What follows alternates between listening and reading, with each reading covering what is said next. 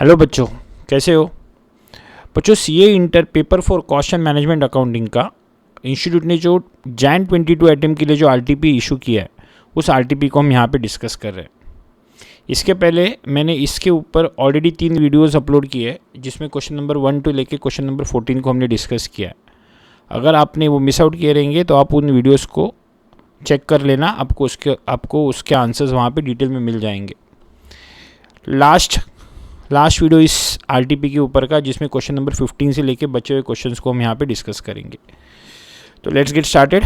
Come to question number 15, जो किसके ऊपर का क्वेश्चन है, जो सर्विस कॉस्टिंग के ऊपर का या ऑपरेटिंग कॉस्टिंग के ऊपर का क्वेश्चन है। क्या बोलता है क्वेश्चन?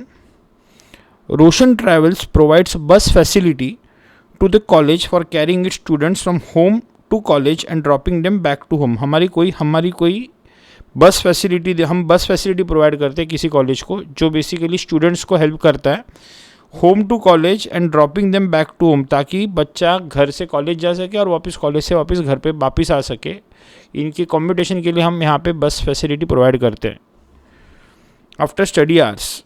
ऑब्वियसली ये एजम्पशन नहीं है कि बच्चा पढ़ता है उधर जाके, तो ठीक है। आगे बोल रहा है the travel company runs a fleet of 6 buses. कितनी बसेस हैं हमारे यहाँ पे? तो हमारे यहाँ पे 6 बसेस है, जिसको हम बेसिकली इस पर्पज़ के लिए इस्तेमाल करते हैं, for this purpose, and park them in the college premises. Important क्या है कि ये बस जो आके पार्क होती है वो कहाँ पे पार्क होती है? And park them in college premises. मतलब बस क्या करती है? बस कॉलेज से जाती है, बच्चों को घर से लेके आती है, पढ़ाई होने के बाद वापस जाके घर पे जाती है, छोड़ के वापस आ जाती है। दिस इज़ हाउ, बिकॉज बस का पार्किंग कहाँ पे है? बस का पार्किंग कॉलेज प्रीमाइसेस में है। मतलब ये है कि बस की कोई भी जर्नी जो रहेगी वो शुरू कहाँ से होगी? कॉलेज से शुरू होगी और ख़त्म वापस कहाँ पे होगी? कॉलेज पे ही होगी। ये बहुत इंपॉर्टेंट पार्ट है, बच्चे इस चीज़ को इग्नोर करते हैं। जहाँ पे बस पार्क हुई है वहाँ से उसकी जर्नी स्टार्ट होने वाली है, याद रखना आप लोग। आगे बोला है द इन्फॉर्मेशन रिगार्डिंग बस रनिंग इज एज फॉलोज। आपकी बस कैसे चलती है उसके बारे में डेटा दिया है। कितनी बसेस है हमारे यहाँ पे? याद रखना, हमारे यहाँ पे 6 बसेस है जो ये काम करती है। 6 बसेस कॉलेज में जाके बच्चे को लेके आती है, कॉलेज से निकलती है, बच्चे को लेके आती है, पढ़ाई होने के बाद उसी बच्चे को वापस जाके छोड़ के आती है। The information regarding the bus running is as follows. क्या डेटा दिया है? The college operates in 2 shifts. काम 2 शिफ्ट में करती है, 1 in the morning and 1 in the afternoon. मतलब जो रूटीन मॉर्निंग में फॉलो हो रहा है वही रूटीन आफ्टरनून में फॉलो हो रहा है। करेक्ट? मतलब सुबह मॉर्निंग शिफ्ट में, अगर मैं सिंपल वर्ड में समझाऊँ तो मॉर्निंग शिफ्ट में कॉलेज से घर की तरफ जाएगी, पिकअप करेगी, वापस काम घर पे से पिकअप करके लेके आएगी, पढ़ाई होने के बाद वापस घर पे जाके छोड़ेगी, वापस आएगी। ये हो गई मॉर्निंग शिफ्ट। वापस यही स्केड्यूल कहाँ पे चलने वाला है? तो यही स्केड्यूल आफ्टरनून शिफ्ट में भी चलने वाला है। आफ्टरनून शिफ्ट में भी क्या करेंगे अपन? कॉलेज से निकलेंगे, घर पे जाएंगे, बच्चे को पिकअप करेंगे, लेके आएंगे, उसकी पढ़ाई होने के बाद जाके वापस उसको घर पे जाके ड्रॉप करेंगे, वापस आएंगे और बस कॉलेज के अंदर पार्क होने वाली है। मतलब एक दिन में ये बस, सिंगल बस, उस रूट में टोटल 8 बार जाएगी। 4 बार जाने के लिए, 4 बार जाएगी और 4 बार वापस आएगी। That is how the route is, that is how the operation is scheduled. तो बोल रहा था college operation 2 shifts, 1 in the morning and 1 in the afternoon. The distance travelled, क्योंकि कुछ खर्चे रहेंगे पेट्रोल के, जो डिस्टेंस के ऊपर डिपेंडेंट है, तो बोल रहा है the distance travelled by each bus one way is 20 kilometres. हर bus one way 20 kilometres distance cover करती है। The students need to attend the college for 30 days in the month. महीने के कितने दिन काम करती है? पूरे के पूरे 30 दिन काम करती है, कोई छुट्टी नहीं है। The sitting capacity of each bus is 30 persons. हर बस में कितने लोग बैठ सकते हैं? तो 30 लोग बैठ सकते हैं। And the seating capacity is normally 80% occupied during the year. और इस 30 में से ऑक्यूपेंसी कितनी होती है? तो ऑक्यूपेंसी 80% होती है। मतलब ऑन एन एवरेज एक बस के अंदर 30 का 80%, 24 स्टूडेंट्स बैठे रहते हैं। The information regarding the expenses incurred for a year. याद रखना ये डेटा जो है वो एक साल का है, is as follows. Driver and attendant salary 60,000 per bus per month. हर एक बस के लिए जो ड्राइवर और अटेंडेंट काम करता है 60,000 एक बस, हर एक बस के लिए ऑब्वियसली एक ड्राइवर लगेगा, तो 60,000 रुपये एक बस के ड्राइवर का पगार है, और वो पर मंथ पगार है। महीने का एक बंदे का 60,000 रुपये पगार है। जितनी बस रहेंगी उतनी ड्राइवर लगेंगे। क्लीनर सैलरी, जो साफ़ सफाई करता है, उसको कितना पगार देते हैं? 30,000 पर क्लीनर पर मंथ। एक क्लीनर को एक महीने का 30,000 पगार मिलता है। पर उसकी अगली वाली लाइन इंपॉर्टेंट है, it is saying 1 cleaner for 2 buses, साफ़ सफाई करते वक्त कंटिन्यूस काम नहीं होता तो कभी इसका कभी उसका, इस हिसाब से एक क्लीनर 2 बस के लिए इस्तेमाल किया जाता है। मतलब एक बंदे का पगार 2 बस में बटेगा, क्यों? क्योंकि एक बंदा 2 बस के लिए काम करता है। उसके अलावा डीजल बोलता है 160 रुपये लीटर के हिसाब से मिलता है। बाप रे, इतनी कॉस्ट आई होप ना है।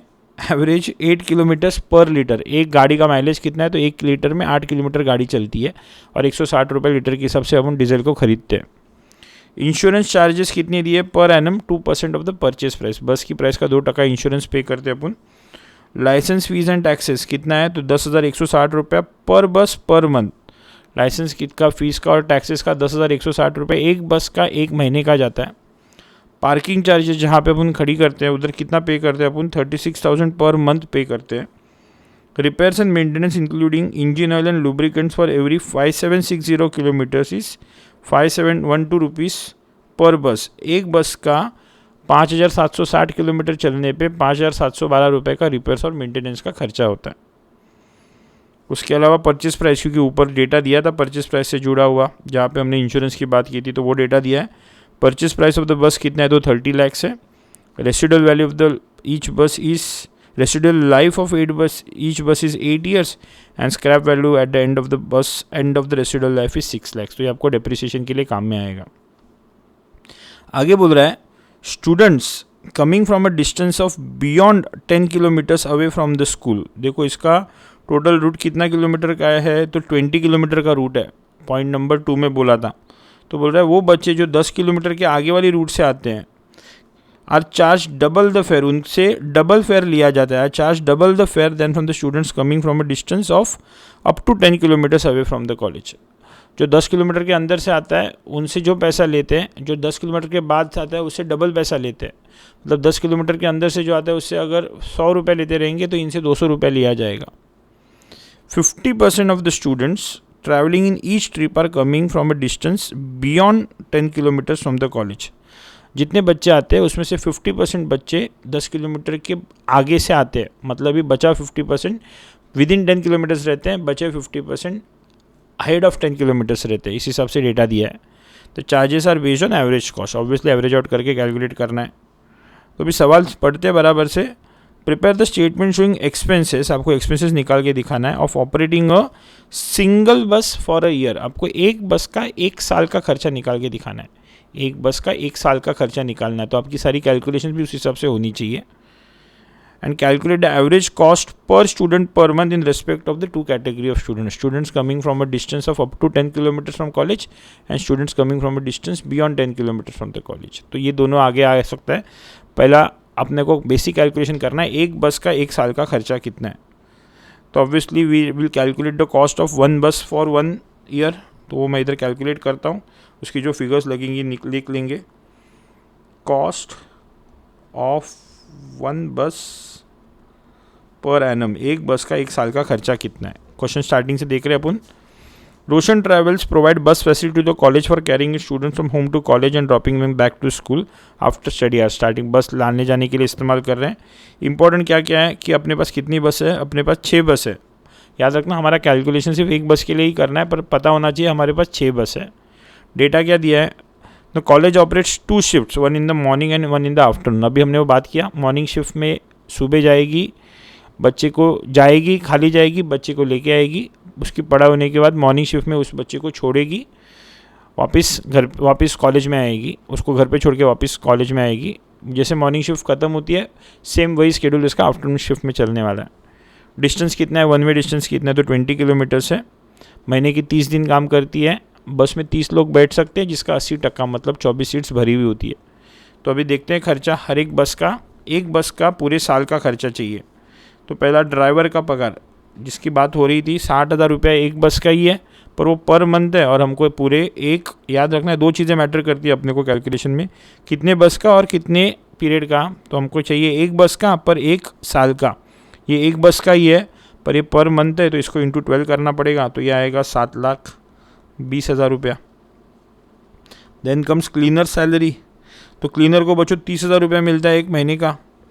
तो 30,000 रुपया महीने का है तो 12 महीने का 360 हो गया। बट द पॉइंट इज़ एक क्लीनर 2 बस संभालता है, अपने को तो एक बस का ही चाहिए। तो इसको डिवाइड बाय 2 करना पड़ेगा ताकि एक बस का खर्चा मिल सके। तो 30,000 into 12 is 360, 360 divided by 2 is 180, ये आएगा।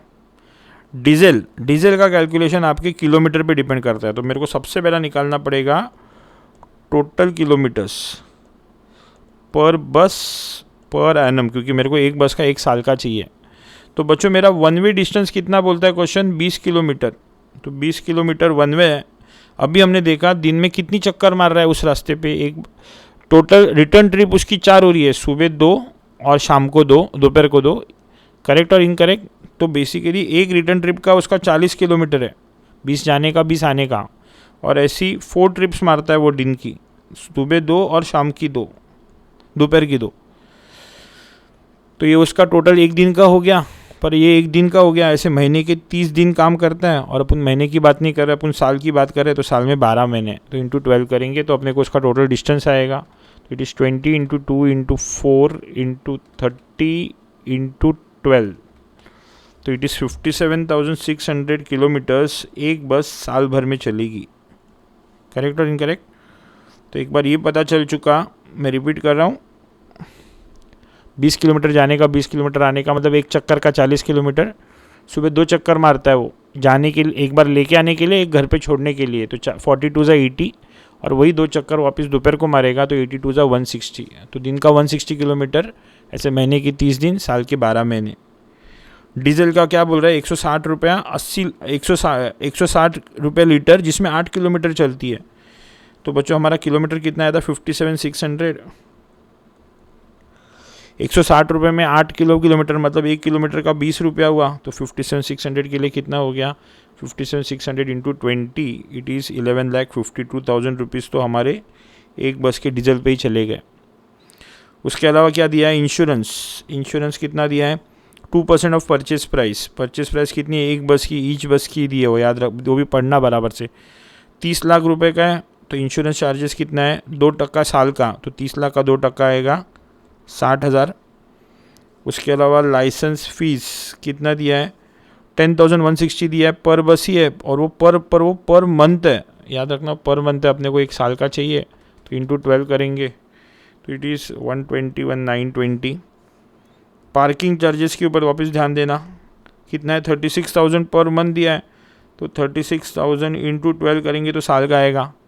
पर याद रखना बच्चों, जो पार्किंग कर रहे हैं उसमें यहाँ पे एक बस नहीं पार्क कर रहे हैं, यहाँ पे तो हमारे पास टोटल 6 बस है, तो ये 6 बस की मिला की पार्किंग हो गई, जबकि हमको तो कॉस्ट चाहिए एक बस की, तो इसको डिवाइड बाय 6 करना पड़ेगा। तो it is 36,000 into 12 divided by 6, it is 72,000। I hope it is clear. Parking जो है वो सारी बस की मिला के है, तो हमको एक बस का खर्चा चाहिए था। Next comes repairs.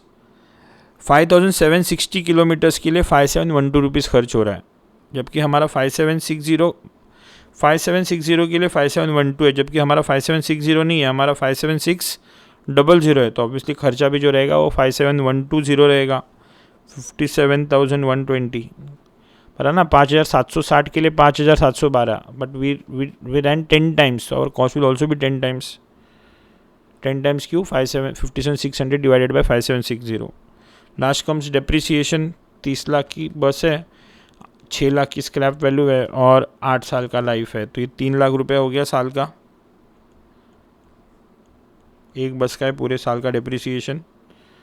तो सारी कॉस्ट का एलिमेंट हो गया, तो हमको इसका फर्स्ट पार्ट का तो आंसर अभी आ जाना चाहिए। तो what is the total of this, 720 plus 180 plus 1152 plus 60,000 plus 121,920 plus 72,000 plus 57,120 plus 3 lakhs, तो इट इज़ 26,63,040। तो is this clear to everyone? This is the answer of the first part, total cost of single bus for the year. अब इसके second part की तरफ जाते हैं बच्चों।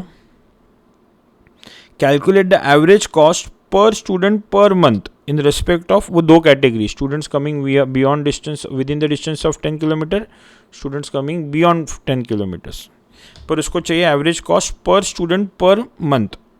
Remember, मैं वापस इधर लिखता हूँ, cost per student per month. तो ये दिखने के लिए तो कॉम्प्लिकेटेड दिखता है, पर ये ईजी है बच्चों, क्या लॉजिक होना चाहिए देखो, do I know the cost per bus per annum, yes it is 26,63,040, correct. इसको डिवाइडेड बाय मैं 12 मंथ्स करूँ, कितना आंसर आता है ये 221,920, करेक्ट। तो कहने से now this is cost per bus per month. मतलब बच्चों तुम ध्यान से देखोगे तो मेरा जो ये वाला फैक्टर था पर मंथ चाहिए था वो तो मैंने निकाल दिया। अभी सिर्फ मेरे पास कॉस्ट है पर बस, अभी मेरे को चाहिए पर स्टूडेंट। तो इस पर बस की कॉस्ट को अगर मैं नंबर ऑफ स्टूडेंट से डिवाइड करूँ तो मुझे cost per student per month मिल जाएगा, करेक्ट और इनकरेक्ट। तो बस अभी मुझे देखना है कि मेरी गाड़ी में कितने बच्चे ट्रैवल कर रहे हैं। मेरे को एक बस का महीने का खर्चा पता है। अगर मेरे को पता चलता है कि इस बस में कितने बच्चे ट्रैवल करते हैं तो मेरा एक बच्चे का एक महीने का खर्चा मिल जाएगा, और वही मेरे को क्वेश्चन ने पूछा है। तो मेरे बस में कितने बच्चे ट्रैवल करते हैं बच्चों, तो बच्चों मेरे बस में मॉर्निंग शिफ्ट में कितने बच्चे आते हैं। मेरी बस की कैपेसिटी 30 बच्चों की थी जिसका 80% ऑक्यूपेंसी है। मतलब मॉर्निंग में 24 बच्चे आते हैं। देखो जो जिनको लाते हैं उनको ही हम छोड़ने जाते हैं, करेक्ट। मतलब टेक्निकली मॉर्निंग में 24 बच्चे आते हैं और आफ्टरनून शिफ्ट में वापस 24 बच्चे आते हैं, करेक्ट और इनकरेक्ट। तो मेरे क्योंकि ये तो बस का पूरा महीने का खर्चा है जिसमें दोनों शिफ्ट का खर्चा है, तो मॉर्निंग शिफ्ट में 24 बच्चे आते हैं बस में और आफ्टरनून शिफ्ट में 24 बच्चे आते हैं, मतलब टोटल 48 बच्चे आते हैं। तो क्या मैं इसको 48 से डिवाइड करूं? तो ऐसा नहीं कर सकता बच्चों। क्यों नहीं कर सकता? क्योंकि इसमें दो कैटेगरी के बच्चे हैं, एक जो 10 किलोमीटर के अंदर उतरते हैं और एक जो 10 किलोमीटर के बाद उतरते हैं, और दोनों से जो फेयर लिया जा रहा है वो अलग अलग है। एक से पूरा पैसा लिया जा रहा है, एक से आधा पैसा लिया जा रहा है, तो दोनों का बेस अलग अलग है। दोनों को आप सीधा ऐड नहीं कर सकते। एक तो इसको इस लेवल पे लाना पड़ेगा या नीचे वाले को ऊपर के लेवल पे लेके जाना पड़ेगा। Are you understanding? दोनों का लेवल अलग अलग है, तो you have suppose to make the base constant. कैसे करेंगे? इसमें 48 में लेस देन 10 किलोमीटर्स वाले आधे बच्चे हैं, मतलब 24 बच्चे हैं, और ग्रेटर देन 10 किलोमीटर्स वाले 24 बच्चे। यही बोला है क्वेश्चन ने। प्रॉब्लम इज जो लेस देन 10 किलोमीटर्स वाले हैं उनसे हाफ फेयर लिया जा रहा है और इनसे फुल या डबल फेयर लिया जा रहा है, करेक्ट ना। एक से 1 रुपया लिया जा रहा है तो एक से 2 रुपये लिया जा रहा है। तो अभी दोनों का बेस कांस्टेंट करना पड़ेगा। तो कहने से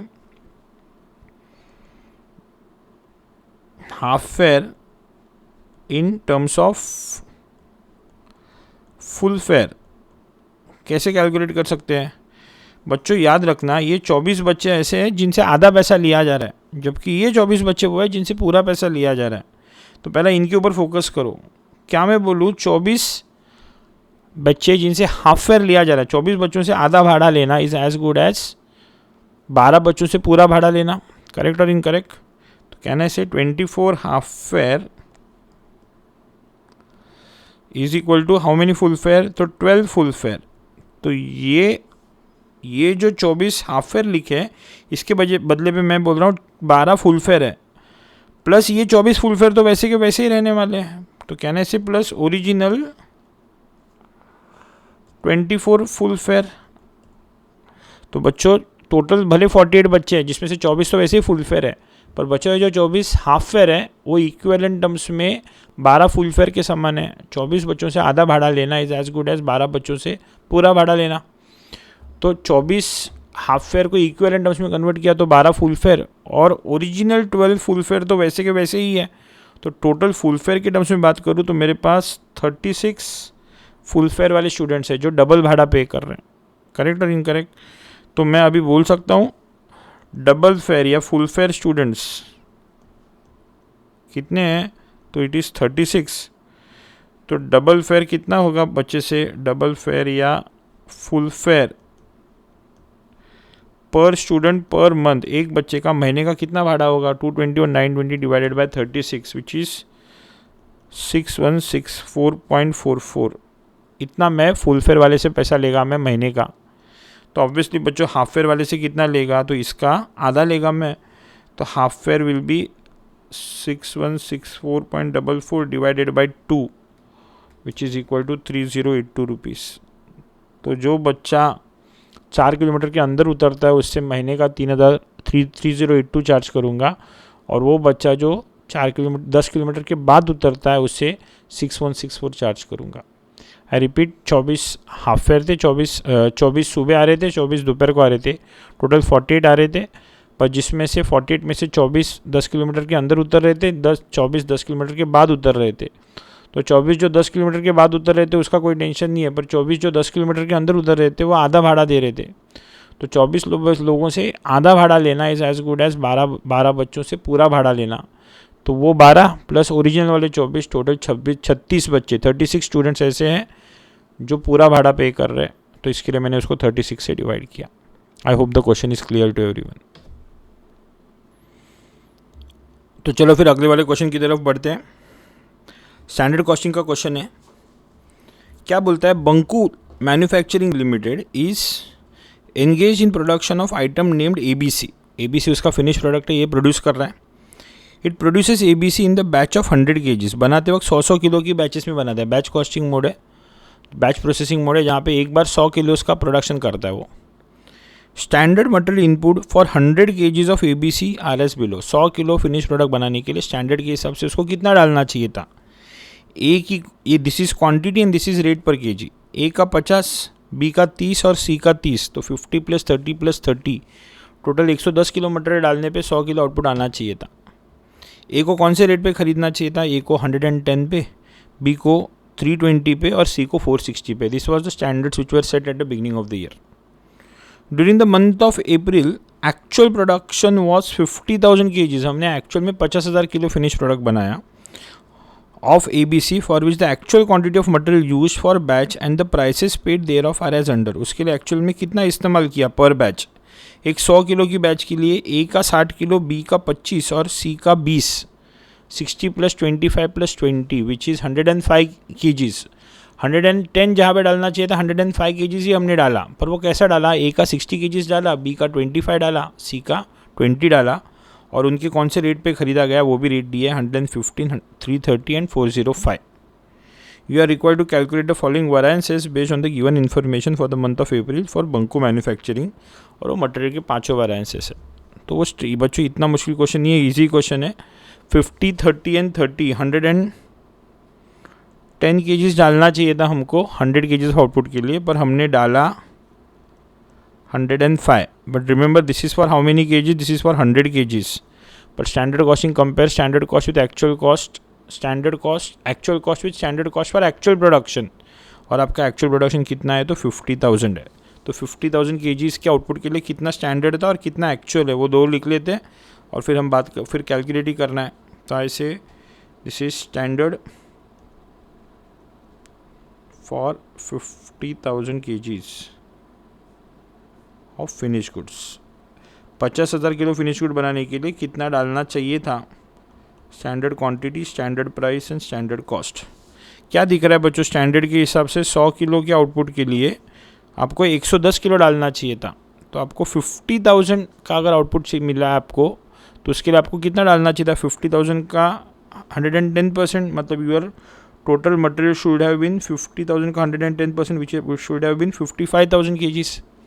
करेक्ट ना। 100 के लिए 110, 100 के लिए 100 फिनिश गुड्स के लिए रॉ मटेरियल टोटल 110 डालना चाहिए था। तो आपने अगर 50,000 बनाया तो उसके लिए कितना मटेरियल डालना चाहिए था, तो दिस शुड हैव बीन 110। अच्छा, अभी ये जो 110 है वो कौन से रेशियो में है, 5:3:3। तो 55,000 को 5:3 के रेशियो में, 3:3 के रेशियो में स्प्लिट करेंगे। तो this is how much, 55,000 into 5 divided by 11 which is 25,000। 55,000 into 3 divided by 11 which is 15,000 and 15,000। इस रेशो में हमको उसको डालना चाहिए था 25 + 15 इज़ 40, 40 + 15 इज़ 55। क्या रेट पे ख़रीदना चाहिए था, 110, 320 and 460। So the figures are 25,000 into 110, 2750, 15,000 into 320, 48 lakhs, 15,000 into 460, 69 lakhs. The total becomes 1,44,50,000. This was the standard. Now what has happened in actual? Again we have used ABC. This is actual quantity, actual price and actual cost. How much material did we actually use? We used 105 kgs for 100 kgs of output. 105 kilo इस्तेमाल किया 100 के output के लिए, तो 50,000 के लिए कितना इस्तेमाल हुआ रहेगा? We would have used 50 to 500. We would have used 50 to 500. I repeat, we were for 100 kgs of finished goods, we actually used 105. We produced 50,000. So for that, how much material we would have used? We would have used 105 के हिसाब से 50 to 500. Now that has come in which ratio? It has come in the ratio of 60:25:20. So we'll split this 50 to 500 in the ratio of 60, which is now the 30,000. Then this is 25, which is 12,500, and this is 20. This is 10,000. Mathematically verify करो. 30 plus 12,500 is 42,500 plus 10 is 52,500. The price is 115, 330 and 405. So we'll multiply and get the amount. 30,000 into 115, 34 lakh 50. 12,500 into 330, 4125, and this is 10,000 into 405, which is 40 lakh 50. Total is 1 crore 16 lakh 25,000. Now these two tables are both for actual, is again for 50,000 kgs. Now we can straightforward compare. Formula भी पता रहेगा तो फिर ये तो easy है, नहीं पता रहेगा तो मैं पूरा कैलकुलेशन इस फॉर्मूला बेस समझा देता हूँ. First is obviously material cost variance. You should have spent 1 crore 4450, but you incurred only 1 crore 16 lakh 25, which means you saved. So which is, what is the figure which is saved?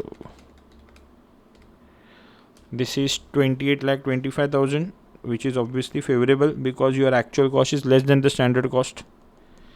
Cost variance is split into two. First is material price variance. Formula is standard price minus actual price into actual quantity. तो एक का बता रहा हूँ, वैसे बाकी सबका करना है अपने को. बस एक का कैसा है, एक का कितना आएगा? We standard price was 110, your actual price is 115 into actual quantity is how much? 30,000. B is also same. Standard price was 320, actual is 330 into actual quantity is 12,500. And for C it is 460 minus 405 into 10,000. आप calculation करना, मैं direct उसका final answer लिख देता हूँ. कितना आएगा? 110 minus 115 into 30,000. This is adverse. I'm not writing the figures, individual figures. I'm writing the final answer. It's 330 into 12,500, and this is 460 minus 405. I've taken the correct figures, right? 460 and 405. बड़ा difference है. Into 10,000. 2,75,000 favorable. Next comes material usage variance बच्चों. Standard quantity minus actual quantity into standard price. So your A, B and C. Standard quantity is 25,000. Actual quantity was 30,000. You used more, so it's an adverse variance. Standard price is 110. For B it is 15,000 minus 12,500 into 320, and for C it is 15,000 minus 10,000 into 460. You make the calculations, I write the final answer. जिधर 25,000 इस्तेमाल करना था, you use 30,000, so it's an adverse variance. 15,000 जहाँ पे use करना था, you use only 12,500, it's a favorable variance. 15,000 जहाँ पे यूज़ करना था, you use only 10,000, again it's a favorable variance. So it is 25 lakhs 50,000. 25 lakhs 50,000 favorable. 2550 plus 275 is equal to 28 lakh 25,000 favorable. which was the correct answer. The next variance now बच्चों will calculate is material yield variance. How do we calculate? It is total standard quantity minus total actual quantity into weighted average standard price.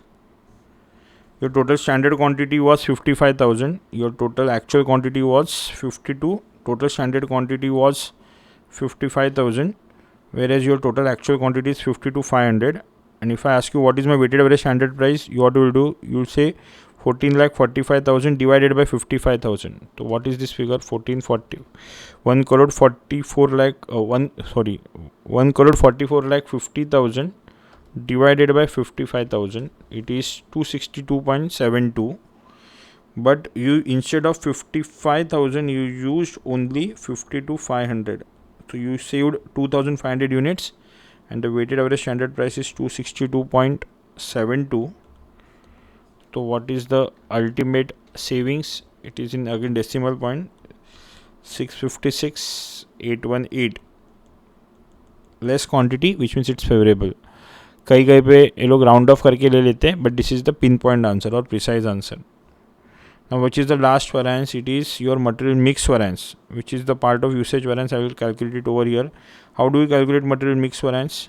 It is actual quantity in standard proportion minus the actual quantity. I say material mix variance. It is actual quantity in standard proportion minus actual quantity into standard price. So A, B and C. What are my actual quantity? These are my actual quantities: 30,000, 12,500 and 10,000. Total is 52,500. If this has to come in the standard proportion, this is your standard proportion, which is 5:3:3. So what should have been my input? 52,500 जो मैंने डाला वो 5:3:3 में डालता तो कितना डालता मैं? This should have been 23,863.63 divided by 5 into 3, and this should have been 14,318.18, and multiply this by your standard price, which is 110, 320 and 460. So we'll calculate it. I'll calculate on Calci and write down the answer. So it is 52,500 divided by 11 into 5. पूरा figure ले रहा हूँ ताकि exact answer आ सके. into 110.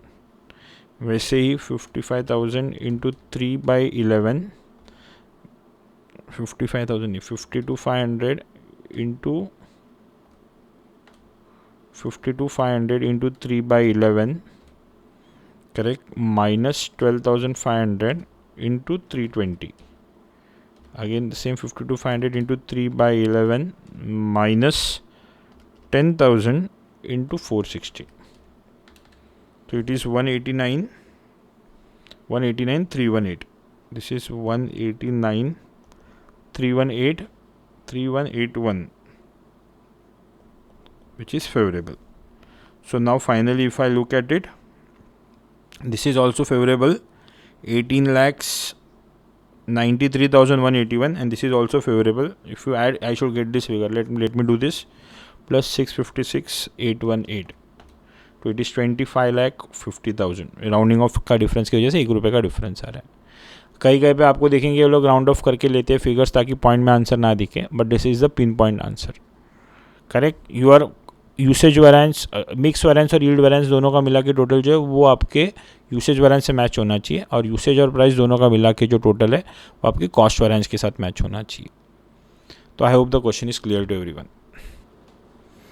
बच्चों अगले वाले question की तरफ जाते हैं. मार्जिनल कॉस्टिंग का क्वेश्चन है, जो इनफैक्ट बहुत बड़ा क्वेश्चन दिख रहा है. देखते हैं क्वेश्चन क्या बोलता है.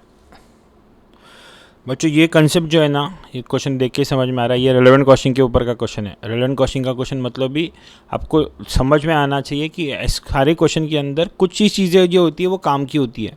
वो कौन सी चीज़ें काम की है और उसके बेसिस पे तुम्हारा डिसीजन किस तरीके से लेते हो समझ में आना चाहिए तुमको. मतलब जितनी चीज़ें देखेंगी उसमें से मेजॉरिटी चीज़ें आपकी यूज़ की नहीं रहेंगी. आपको बस आगे क्या होने वाला है वो सोचना है और उसी को बस कंसिडर करके कैलकुलेशन करना है. तो देखते हैं क्वेश्चन क्या है। बस एक बार मैं आखिर में देख लूँ क्वेश्चन ने पूछा क्या है, क्योंकि उस एंगल से मेरे को सोचने को आना चाहिए। देखो एग्जाम में टाइम भी तो मैटर करता है। तो what is the ultimate goal, वो पता होना चाहिए। तो you are required to calculate the minimum price which the company can afford to quote to the new customer as stated above. जो कोई नया कस्टमर आया उसको कम से कम क्या प्राइस देनी चाहिए उसके बारे में आपको देखना है। तो कोई तो नया कस्टमर आएगा, उसको कम से कम प्राइस क्या देखनी है वो देखेंगे, और हम क्या करेंगे आज से बाद आगे क्या होने वाला है उसके बारे में सोचेंगे। जो हो चुका है उसके बारे में हम यहाँ पे सोचेंगे ही नहीं। सीधी बात है ना, डिसीजन मेकिंग फ्यूचर के बारे में बात करता है, पास्ट के बारे में नहीं। ये पूरा का पूरा कंसेप्ट आपको फाइनल के अंदर है। अभी एकदम घुसने जाऊंगा तो इतना नॉलेज नहीं है आपको इस चीज़ के ऊपर। इसके ऊपर पूरा का पूरा एक क्या बोलते हैं, ऐसा टॉपिक है ना ये, जिसके ऊपर बहुत सारे क्वेश्चंस पढ़ोगे तभी जाके आपको इसके ऊपर की ग्रिप आएगी। देखेंगे अपन। चलो क्या बोलता है, XYZ company XYZ limited is a company involve in the production and construction of specialised equipment and machines on demand of the customers. Customer की डिमांड के हिसाब से हम काम करके देते हैं। The company received an order for construction of a specialised machine. कोई एक स्पेसिफिक मशीन, जैसे टेलर होता है कि लोगों ने जैसे ऑर्डर दी उस हिसाब से वो कपड़ा सिला के देगा। हर एक का कपड़ा अलग अलग है, there is no comparison between the two. वैसे कोई स्पेशलाइज्ड मशीन की ऑर्डर हमको मिली थी जो हम काम कर रहे हैं। It had nearly completed this job relating to the construction of the specialised machine, और इसका काम ऑलमोस्ट हो चुका था। When it discovered that the customer has gone out of the business, तभी उसको पता चलता है कि यार वो जो कस्टमर था जिसके लिए हम काम कर रहे थे उसने वो बिज़नेस ही बंद कर दिया, मतलब उसको वो मशीन चाहिए ही नहीं।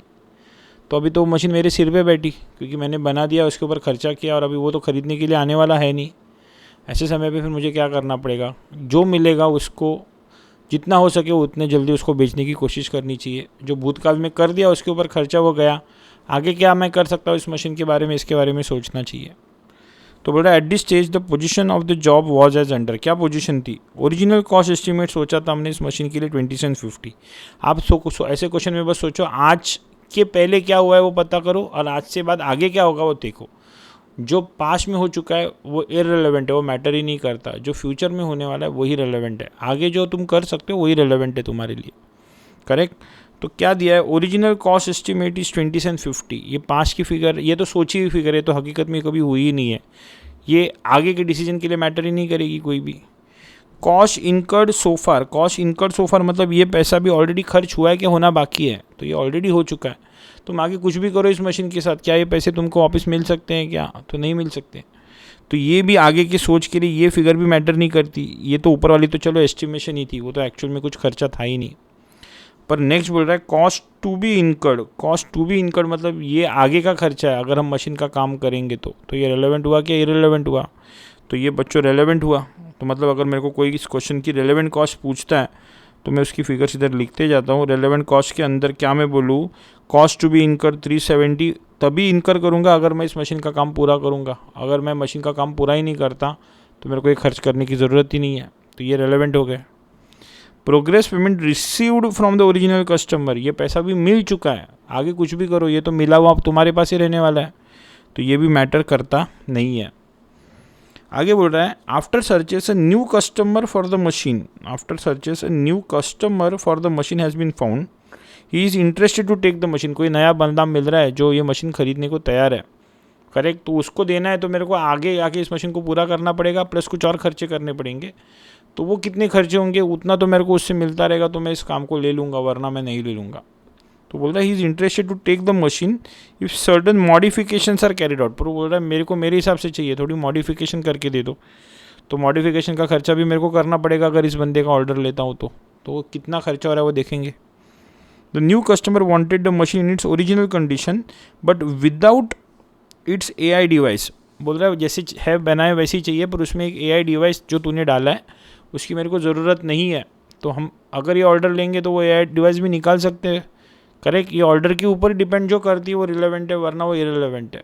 And with certain other modifications the cost of this additions and modifications are estimated as under. तो क्या एडिशन मॉडिफिकेशन है देखेंगे।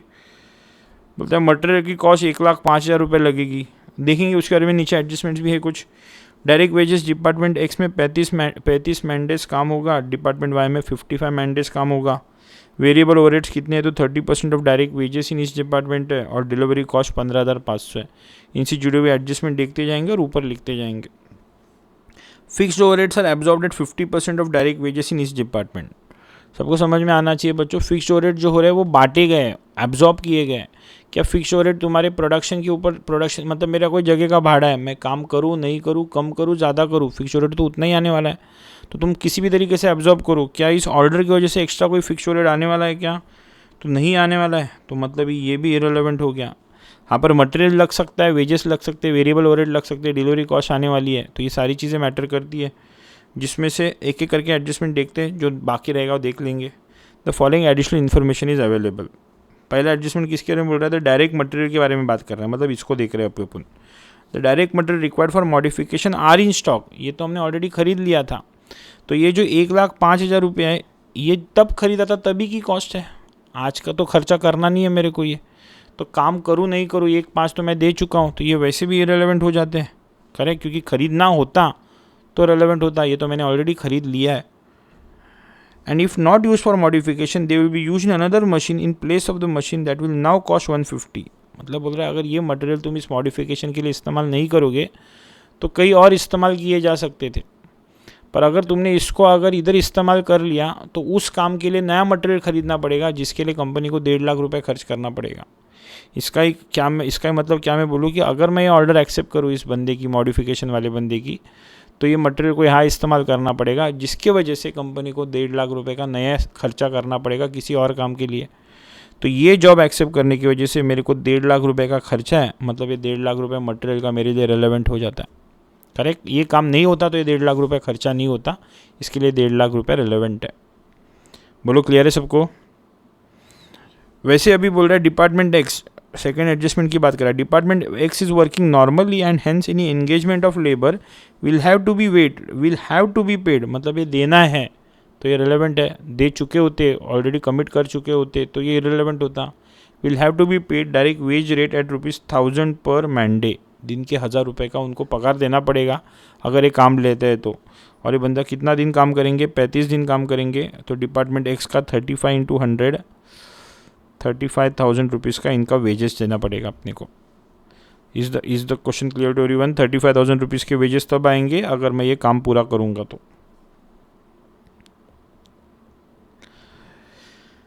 वैसे डिपार्टमेंट वाई की बात कर रहा है अभी। डिपार्टमेंट वाई के बारे में क्या बात कर रहा है, department Y is extremely busy, it's direct wages is 1200 per our पर मैन डे। बिजी है लोग तो 1200 रुपये के वेजेस तो हम इनको देते ही है। And it is currently yielding a contribution of 3 पर रुपी ऑफ डायरेक्ट वेजेस। 1 रुपये के वेजेस के सामने 3 रुपये का कॉन्ट्रीब्यूशन कमा रहे थे किसी और काम से। कॉन्ट्रीब्यूशन मतलब सब कुछ वेरिएबल कॉस्ट माइनस करने के बाद, मतलब भी ये फिलहाल कोई और काम कर रहे थे जिसमें जितना वेजेस लग रहे थे उसका 3 रुपये का प्रॉफिट हो रहा था, उसके सामने 3 रुपये का कॉन्ट्रीब्यूशन आ रहा था। इसका मतलब ये है कि अगर उन बंदों को मैं बोलूँ कि तुम वो काम छोड़ के इस मॉडिफिकेशन वाले काम के लिए आ जाओ, तो उनको वो काम छोड़ना पड़ेगा, जिसकी वजह से वेजेस तो देने ही पड़ेंगे, प्लस कंट्रीब्यूशन का भी नुकसान होगा जो उधर से कमा रहे थे। तो वो नुकसान मेरे को तो इधर से वसूल करना पड़ेगा। मतलब मेरी वसूली सिर्फ वेजेस करके नहीं चलने वाली है, उधर का नुकसान इधर से भरपाई हो सकती है, तभी वो काम करूँगा, वरना मैं करूँगा ही नहीं। तो मेरा कितने का नुकसान होगा, मेरे को 1200 रुपये का वेजेस पे करना पड़ेगा जो कैश आउटफ्लो है, प्लस 1 रुपये के सामने 3 रुपये, 1 रुपये के वेजेस के सामने 3 रुपये, मतलब 3600 रुपये का कंट्रीब्यूशन जो कमा रहा था वो भी गवाऊंगा मैं। तो this is inflow lost, and inflow loss is also an outflow बच्चों। नुकसान 2 तरीके का हो सकता है। एक्चुअल में तुम पैसा देते हो किसी को, ये नुकसान है, और आने वाला पैसा तुम गवाते हो। मैंने कहीं पे ट्रैवल किया, ट्रेन का टिकट निकाला, ये मेरा खर्चा है। मेरे क्लाइंट ने काम करने के बाद उसने पैसा ही नहीं दिया मुझे, तो ये मेरा नुकसान है। आने वाला पैसा न आना, ये भी तो एक तरीके का खर्चा ही है, वो भी तो नुकसान ही है। तो 1200 रुपये खर्च करने पड़ेंगे, और 1200 रुपया पर मैंडे। कितने मैंडेज है बच्चों, तो वो मैंडेज बाद में देखते हैं, 55 मैंडेज है, पर 1200 रुपये का हर मैंडे के पीछे खर्चा भी होगा, और 3600 रुपये का जो इनफ्लो हो रहा था वो भी नुकसान होगा। मतलब टोटल 4800 रुपये का नुकसान होगा बच्चों 1 घंटे के पीछे। करेक्ट। और ऐसे कितने मैंडेज हैं यहाँ पे, तो 55 मैंडेज है, तो इट इज़ 55 × 4800, ये मेरा नुकसान होगा डिपार्टमेंट वाई का। So the figure is 55 into 4,800 it is 2,64,000। ये डिपार्टमेंट वाई का नुकसान है। I hope it is clear. फिर आगे बोल रहा है additional supervisory required for the modification is 80,000। नया सुपरवाइज़र डालना पड़ेगा जिसके लिए 80,000 देने पड़ेंगे। तो ऑब्वियसली बच्चों ये भी नुकसान है, ये काम नहीं लेंगे तो ये 80,000 भी बच सकते थे। आगे के दो एडजस्टमेंट देखने के पहले ऊपर का क्या बाकी है देखो। वेरिएबल ओवरहेड्स बाकी है 30% of direct wages in each department. दोनों की वेजेस का डायरेक्ट का 30%। तो कितने वेजेस थे? तो क्या मैं बच्चों सीधी सीधी बात बोलूँ कि इट इज़ सर 35 प्लस 264। तो ये गलत होगा क्योंकि 264 के अंदर पूरा वेजेस नहीं है। वेजेस 4,800 में से 1,200 की वेजेस है और बचे हुए जो थे वो तो कंट्रीब्यूशन लॉस था। तो मेरा वेरिएबल ओवरहेड का वर्किंग कैसे आएगा? पहले डिपार्टमेंट में 35 आवर्स थे हर घंटे, 35 मैन डेज थे, हर घंटे का 1,000 रुपया, मतलब इट इज़ 35,000 के वेजेस थे। दूसरे के 55 मैन डेज थे, हर घंटे का 1,200 रुपया, बराबर ना। तो इट इज़ 66,000 के ये वेजेस थे। तो दोनों का मिला के वेजेस कितना होगा? 1,01,000 और वेरिएबल ओवरहेड्स कितना है? तो इसका 30% है, इट इज़ 30,300।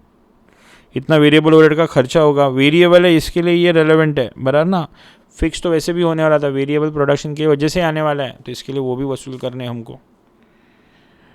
उसके अलावा ऊपर की एक फिगर बाकी है डिलीवरी कॉस्ट, वो भी ले लेते हैं 15,500। वो भी तो मेरा खर्चा होगा, तो वो भी ले लिया। अभी क्या है?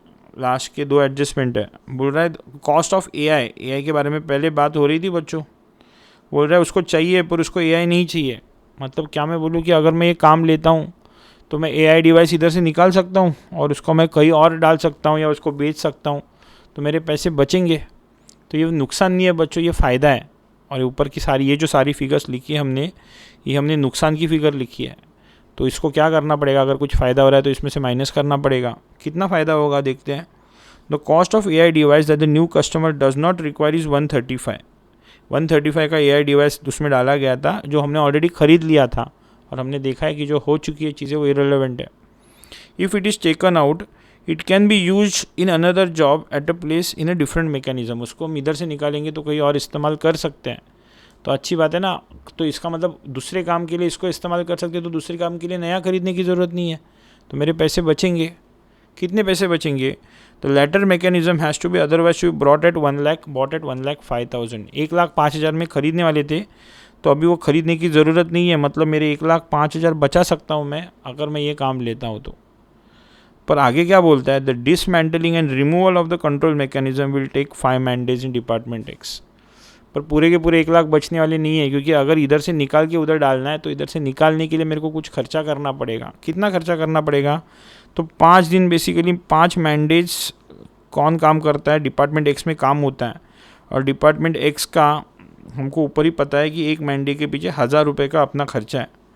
तो 5 दिन का 5,000 रुपये का डिपार्टमेंट एक्स का खर्चा होगा, तभी जाके मैं इसको इस्तेमाल कर सकता हूँ। तो क्या मेरे पूरे 1,05,000 बच रहे हैं क्या? नहीं, क्योंकि 1,05,000 बचाने के लिए पहला मेरे को 5,000 खर्चा करना है डिपार्टमेंट एक्स पे। बट वापस और एक चीज़ क्या है कि वेरिएबल ओवरहेड्स के बारे में क्या बात हो रही है? जितने वेजेस इनकर होते हैं उसके 30% वेरिएबल ओवरहेड्स भी खर्च होते हैं। तो डिपार्टमेंट एक्स का अगर 5,000 का अगर वेजेस इनकर हो रहा है तो उसका 30% 1,500 का वेरिएबल ओवरहेड भी इनकर होगा। मतलब ये सिंपल वर्ड्स में डिपार्टमेंट एक्स में 5,000 रुपये का आपको लेबर का खर्चा करना है और 1,500 का ओवरहेड्स का वेरिएबल ओवरहेड्स का खर्चा करना है। आप 6,500 रुपये जब भी खर्च करोगे तभी जाके आपकी 1,05,000 बचेंगे। तो आपके पूरे 1,05,000 नहीं बच रहे, क्योंकि 1,05,000 बचाने के लिए 6,500 खर्च भी हो रहे हैं। तो आपका नेट कितने पैसे बचेंगे? तो 98,500 की क्या होने वाली है? यहाँ पे सेविंग्स होने वाली है। और अगर वो सेविंग होती है तो ये फ़ायदा है, तो ये मेरी कॉस्ट को उतना क्या कराएगा? कम कराएगा। It will be reduced from this. समझ रहा है सबको? लास्ट वाला पार्ट क्या बोलता है? If the conversion is not carried out, अगर हम ये कन्वर्जन नहीं करते, अगर ये काम नहीं लेते, some of the material in the original machine can be use in another contract in place of the material that would have cost of ₹2 lakh. अगर हम नहीं कन्वर्जन करते तो ये मटेरियल इधर जो इस्तेमाल किया वो निकाल के कहीं और डाल सकते थे और 2 लाख रुपए बचा सकते थे। पर क्या ये अभी बच सकते हैं क्या? नहीं, क्योंकि अगर हम ये काम लेते हैं तो ये उधर घुमाने का ऑप्शन अभी अवेलेबल नहीं है, तो ये पैसा जो बच सकता था वो नहीं बचेगा, मतलब ये कॉस्ट है, मतलब ये नुकसान हो रहा है। पर बच्चों पूरा का पूरा 2 लाख का नुकसान नहीं है। क्यों? क्योंकि 2 लाख, अगर 2 लाख ये उधर घुमाते तो पूरे 2 लाख रुपए नहीं बचते, ये उधर घुमाते तो पूरे 2 लाख नहीं बचते। क्यों? कि इसको उधर घुमाने के लिए क्वेश्चन आगे क्या बोलता है, वापस 5 मैन डेज डिपार्टमेंट एक्स में काम करना पड़ता। तो लास्ट क्वेश्चन जैसा ही, पहला 5,000 आपको खर्चा करना पड़ता, उसका 30% ओवरहेड्स का भी खर्चा होता। आप 6,500 रुपये खर्च करते तभी जाके 2 लाख रुपए बचाते, तो आपका कितना बच सकता था? 193,500 ही बच सकता था अगर ये काम नहीं लेते। तो अगर ये काम लेते हैं तो मेरा जो बचा सकता था वो नुकसान होगा, अभी वो भी बचाने का ऑप्शन अवेलेबल नहीं है। तो there is a loss of 193,500 which is again a loss. मैं रिपीट कर रहा हूँ, अगर ये काम लेते हैं तो जो ये मटेरियल उधर इस्तेमाल करके पैसा पैसा बचाया जा सकता था, वो भी पैसा नहीं बचा सकते, मतलब ये नुकसान है। करेक्ट। जबकि एआई के केस में एग्जैक्टली उल्टा था कि अगर ये काम लेते हैं तो एआई इधर से निकाल सकते हैं और उधर जाके इस्तेमाल कर सकते हैं, मतलब ये काम लेने से एआई उधर इस्तेमाल किया जा सकता था और फ़ायदा हो सकता था, तो इसके लिए वो सेविंग्स थी। लास्ट में वैसे ही क्या बोल रहा है, the remaining material will realise 1,50,000 as scrap. अगर ये काम नहीं लेते तो बचा हुआ मटेरियल बेच के 1.5 लाख रुपए का स्क्रैप रेवेन्यू जनरेट होता, पर अगर ये काम लेंगे तो ये स्क्रैप रेवेन्यू भी अभी जनरेट होने वाला नहीं है। The drawings which are included as a part of the job can be sold for 45,000। वैसे जो ड्राइंग्स है वो भी बेच के 45,000 मिल सकते थे, काम लेंगे तो वो 45,000 भी मिलने वाले नहीं है, तो ये भी नुकसान है। तो ये करके मेरी सारी की सारी रेलेवेंट फिगर्स आ गई। अभी बस सबको ऐड करूँगा तो मेरे को मेरा मिनिमम कॉस्ट आएगा या रेलेवेंट कॉस्ट आएगा, कितना आ रहा है, 370 + 150 + 35,000 + 2,64,000 + 80 + 30,300 + 15,500 - 98,500 + 193,500 + 150 + 45,000, 12,34,800। 12,34,800 का बच्चों मेरा नुकसान हो रहा है अगर मैं ये काम लेता हूँ तो मैं सामने वाले से मिनिमम प्राइस मेरी 12,34,800 देता रहेगा, तभी ये काम लूँगा मैं, वरना मैं ये काम लेने वाला नहीं हूँ। It is as simple as that. थोड़ा सा नया कंसेप्ट है, आगे जाएगा तो और क्लैरिटी आएगी, but I hope you have understood what I wanted to explain. तो बच्चों फिर अभी आखिरी क्वेश्चन की तरफ आते हैं। बजटिंग के ऊपर का क्वेश्चन है। क्या बोल रहा है, BT limited achieves sales of 73,12,500 with COGS of 40%। इतने के सेल्स है और इतने का COGS है, while operating eight 75% of its normal capacity during the current financial year. 75% capacity पे जब भी काम करता है तभी इतने के सेल्स है और उसका 40% ऑब्वियसली उसका COGS है, सामान बनाने का खर्चा है। The following information relating to the admin, selling and distribution cost is given below. Admin, selling और डिस्ट्रीब्यूशन का खर्चा दिया है। ऑफिस सैलरीज है 1170 है। बच्चों जो अमाउंट आपको याद रखना है, एक फिक्स्ड फिगर दी है वो आपकी फिक्स्ड कॉस्ट है, और जहाँ पे as a percentage of something वो वेरिएबल कॉस्ट है, क्योंकि जैसे प्रोडक्शन चेंज होगा वैसे आपकी वेरिएबल कॉस्ट चेंज होती जाएगी, जबकि वो अमाउंट जो एक सर्टन टर्म्स में दी है वो तो आपकी फिक्स्ड कॉस्ट है। आप कम काम करो या ज़्यादा काम करो आपका खर्चा तो उतना ही होने वाला है। तो ऑफिस सैलरीज तो 1170 है। जनरल एक्सपेंसेस 5% ऑफ COGS है, तो अगर COGS चेंज होंगे तो ये भी चेंज होगा, ये वेरिएबल है। डिप्रिसिएशन वापस फिक्स्ड है, rent and rates and taxes भी फिक्स्ड है। सेलिंग कॉस्ट के अंदर सैलरीज 8% ऑफ सेल्स है, ट्रैवलिंग एक्सपेंसेस 5% ऑफ COGS है, sales office expenses 2.5% of COGS है, एंड जनरल एक्सपेंसेस वापस 2.5% ऑफ COGS है। डिस्ट्रीब्यूशन कॉस्ट में वेजेस 1,95,000 फिक्स्ड है, रेंट 1% ऑफ सेल्स है, अदर एक्सपेंसेस 10% ऑफ COGS है। तो कोई as a percentage of sales है, कोई as a percentage of COGS है, और कोई अमाउंट फिक्स्ड है। Considering some of the expenses like office salaries, depreciation, rates and taxes and wages. कौन से बात कर रहा है, office salaries, depreciation, rates and taxes and wages. देखोगे ध्यान से तो ये सारी की सारी फिगर्स फिक्स की बात कर रहा है वो। To remain the same irrespective of the level of activity as this expenses are fixed in nature. उसने आगे क्लैरिफाई भी किया है। Prepare flexible admin, selling and distribution cost budget operating at 85%, 100 and 115% capacity. 85, 100% और 115% कैपेसिटी के लिए ये cost निकाल के दो। मतलब बच्चों आपको 75% का डेटा दिया है और आपको बाकी के 3 का कैपेसिटी का कॉस्ट कैलकुलेट करने की बात कर रहा है। देखो ये कैलकुलेट तो हम कर लेंगे, पर अगर मैं एकदम कॉस्टिंग का प्योर लॉजिक बात करूँ तो हमको पता भी होना चाहिए कि फिक्स कॉस्ट जो है वो 100% कैपेसिटी तक सेम ही रहती है, पर अगर 100 के ऊपर जाएंगे तो मेरी फिक्स कॉस्ट भी बढ़नी चाहिए। बराबर ना, एक जगह है जो मैंने रेंट पे लेके रखी है, लेट्स क्लासरूम है, 50 बच्चे बैठ सकते हैं, 30 बच्चे बैठे, 40 बच्चे बैठे, 50 बैठे, भाड़ा तो उतना ही आएगा। पर 50 का 55 होगा तो मैं उस जगह पे उनको बिठा ही नहीं सकता हूँ, मेरे को नया जगह लगने वाली है और मेरा रेंट भी इंक्रीज़ होगा। पर उसका कुछ डेटा दिया नहीं है और वो लोग ने एक लाइन स्पेसिफाई की है कि irrespective of the level of activity आपकी फिक्स कॉस्ट वही रहने वाली है। इसी वजह से हम एज्यूम करके चलेंगे कि कितना भी आ जाए हमारा फिक्स कॉस्ट वही रहने वाला है। तो बच्चों मैं इधर ही इसको सॉल्व करता हूँ एक तरीके से। अपने को क्या क्या फिगर लगने वाली है, सेल्स की फिगर लगने वाली, COGS लगने वाला है। कौन से का दिया है, 75 का दिया है आपको, जो लिख देता हूँ मैं, कैपेसिटी 75%, कैपेसिटी 75% की फिगर्स लिखता हूँ, बाजू में उधर लिखते जाऊँगा। कैपेसिटी इज़ 75%, यहाँ पे 75% का डेटा लिख रहा हूँ मैं। क्या आपको सेल्स दी है? हाँ, तो इट इज़ 73,12,500। COGS कितना दिया है आपको?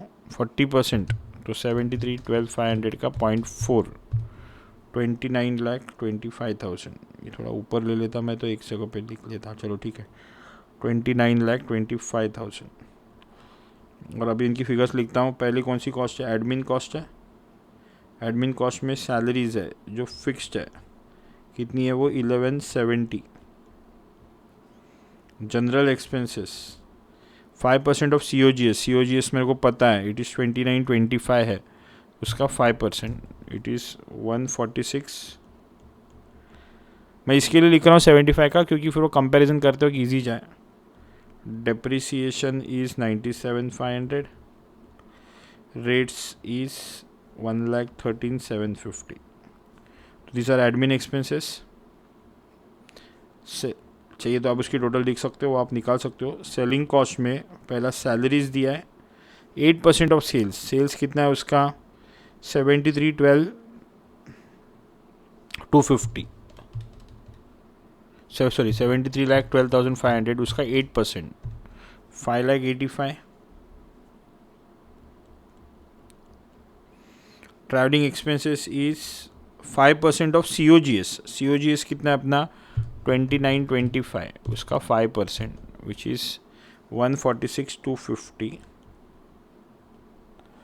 सेल्स ऑफिस एक्सपेंसेस कितने दिए? 2.5% ऑफ COGS, मतलब इट इज़ 73,125, और जनरल एक्सपेंसेस भी 73,125 आएंगे, 2.5% है। डिस्ट्रीब्यूशन कॉस्ट में वेजेस वापस फिक्स्ड अमाउंट है 195।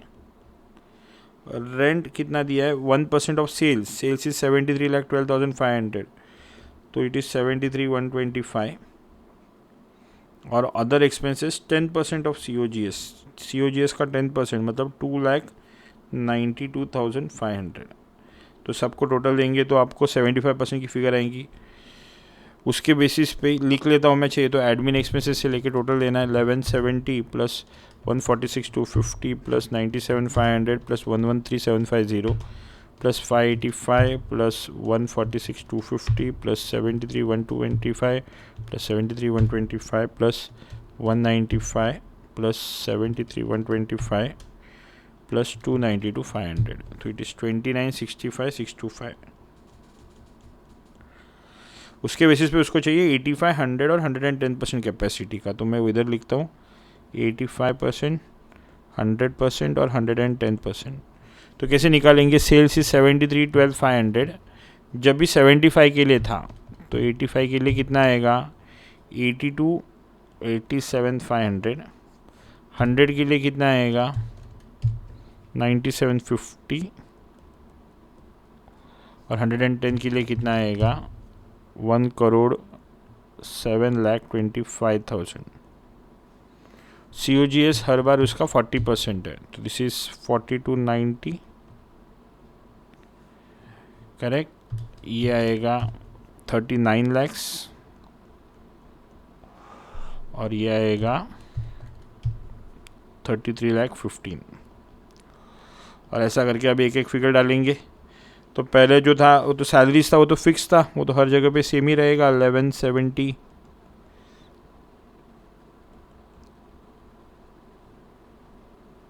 General expenses 5% of COGS। COGS कितना है, तो अभी COGS कितना था अपना 33,15,000, उसका 5% विच इज़ 165,750। इधर कितना आएगा 195, इधर आएगा 2,14,500। बाकी दोनों फिक्स थे, वो वैसे को वैसे रहेंगे 97,500, 97,500 एंड 97,500। 1,13,750, 1,13,750, 1,13,750। भी सेलिंग कॉस्ट में सैलरी से 8% ऑफ सेल्स, करेक्ट। तो मेरी सैलरीज सेल्स कितने मेरे 82, 87,500, उसका 8% 663। इधर कितना आएगा 780, इधर आएगा 858। ये कितना है ट्रैवलिंग एक्सपेंस 5% ऑफ COGS, तो इट इज़ 3315 का 5%, 165,750, 165,750।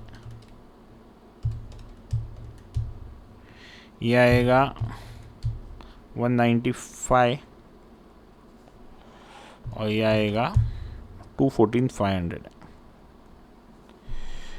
बाकी ये कितना है 2.5% ऑफ COGS, मतलब जो ऊपर की फिगर्स है उसका एग्जैक्टली हाफ, तो इट इज़ 82,875।